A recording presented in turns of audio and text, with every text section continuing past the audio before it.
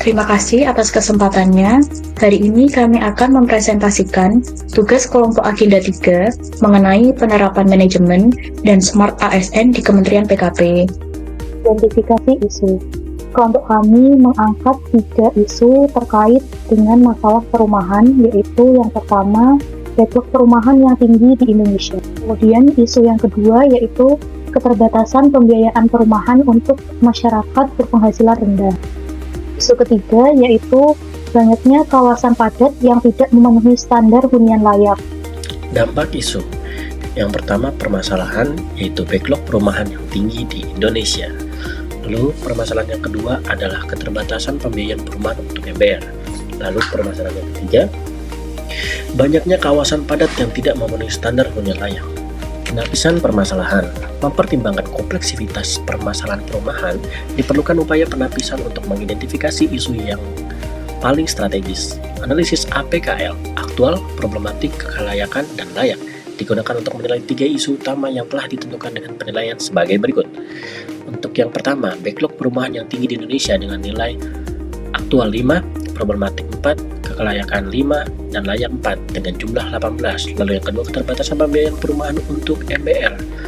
Aktual 5, problematik 5, kelayakan 5, dan layak 4 dengan total jumlah 19.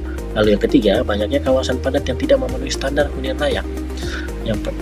Dengan nilai aktual 4, problematik 4, kelayakan 5, dan layak 4 dengan jumlah 17. Berdasarkan hasil analisis APKL dan 3 isu utama perumahan, permasalahan keterbatasan pembiayaan perumahan untuk MBR menjadi isu yang paling prioritas untuk ditangani. Terpilihnya permasalahan keterbatasan pembiayaan perumahan untuk masyarakat berpenghasilan rendah menjadi isu yang paling prioritas untuk ditangani dengan pertimbangan sebagai berikut. 1. Aktual. Data menunjukkan backlog perumahan di Indonesia mencapai 9,9 juta unit. Yang kedua, problematik. Sebagian besar MBR memiliki penghasilan rendah dan tidak tetap sehingga dianggap tidak bankable oleh lembaga keuangan. Yang ketiga adalah kehalayakan, yaitu keterbatasan pembiayaan dirasakan secara luas karena mayoritas masyarakat Indonesia berada di kelompok MBR. Lalu yang keempat adalah layak. ASN khususnya di Kementerian PKP dan instansi terkait berperan besar dalam merumuskan kebijakan, melakukan inovasi skema pembiayaan inklusif, serta meningkatkan literasi keuangan masyarakat. Penyebab permasalahan keterbatasan pembiayaan perumahan untuk MBR. Yang pertama adalah kuota subsidi yang terlalu kecil. Lalu yang kedua, syarat perbankan yang tidak sesuai dengan kondisi MBR. Yang ketiga, yaitu penghasilan rendah dan tidak stabil. Kemudian yang keempat, yaitu minim sosialisasi dan literasi keuangan. Selanjutnya yang kelima, yaitu harga rumah yang terus naik dan tekanan urbanisasi. Yang terakhir yaitu yang keenam, regulasi dan birokrasi yang berbelit. Selanjutnya, mari kita analisis akar permasalahan menggunakan diagram fishbone dengan kriteria 6M.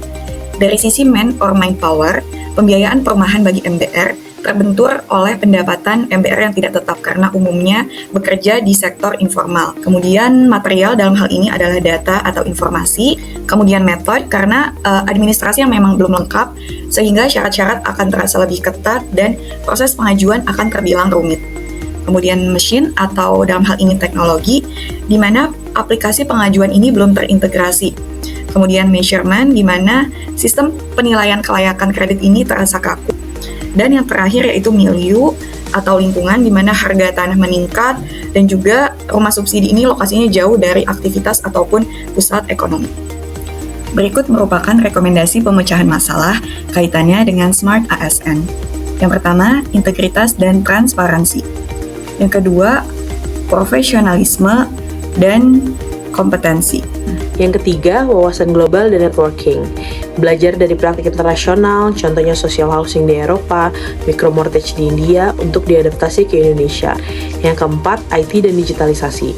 Membangun dashboard monitoring subsidi perumahan berbasis data terpadu, yaitu terintegrasi dengan Dukcapil dan BPJS Ketenagakerjaan untuk memastikan target MBR akurat. 5. Entrepreneurship dan inovasi. ASN didorong berpikir wirausaha, misalnya mendorong pengembang kecil atau menengah membangun rumah murah melalui insentif fiskal.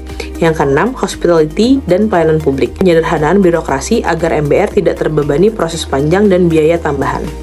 Sekian presentasi dari kami, kurang lebihnya mohon maaf. Wassalamualaikum warahmatullahi wabarakatuh. Kementerian PKP, gotong royong membangun rumah untuk rakyat. Saatnya rakyat punya rumah. Terima kasih.